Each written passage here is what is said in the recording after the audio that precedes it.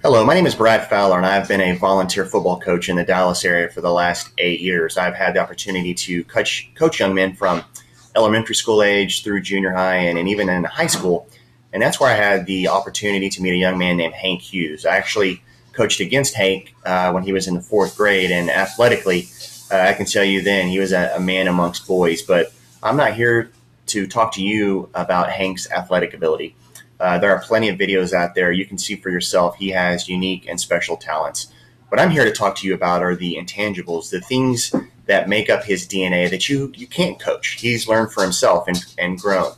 And those are his character, his leadership, and his mental toughness. And first, let me talk to you about Hank's character. You know, I have coached him, but I have spent more time with Hank off the field. He is actually one of my son's very best friends, and I can tell you firsthand Hank has always stayed out of trouble. They go to a 6A school. There is a good crowd and a not so good crowd. And as a very charismatic and gifted athlete, Hank has definitely had opportunities to probably sort with the not so good crowd. But he's always made great decisions because he made the decision a long time ago that he wanted to pursue football and hopefully play at the college level. And with that, he's always maintained the utmost character and made good decisions. Next, let me quickly talk to you about Hank's leadership capabilities. I know his parents had him tested using the Myers-Briggs test, and it actually labeled Hank as the ENTJ, which is indicative of a field marshal, a leader. So, you know, that shows right there that within Hank's DNA are a lot of leadership qualities. But what I'd like to talk to you about is testing aside how I've seen in the years I've coached Hank and being able to watch him play at the junior high and high school level, snap after snap.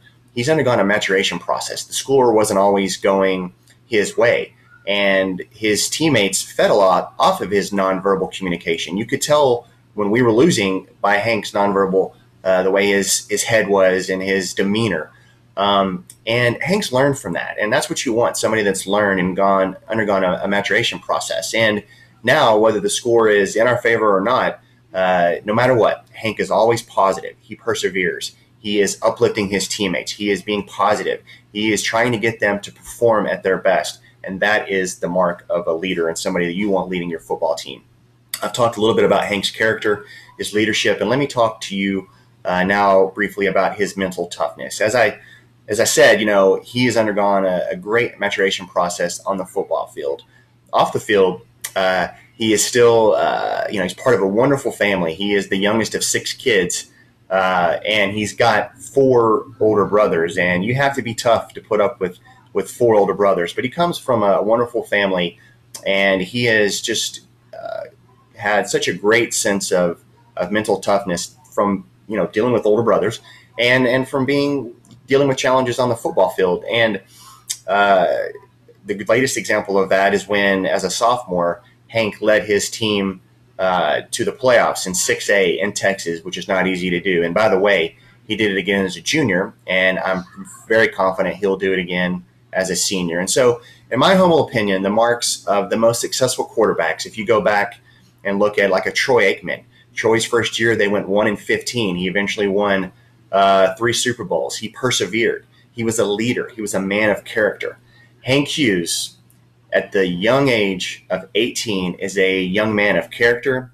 He is a leader, and he has the mental toughness and grit you want. He is the absolute most gifted, talented quarterback I have ever seen, and he is more impressive off the field. You want this young man leading your football team. Thank you for listening.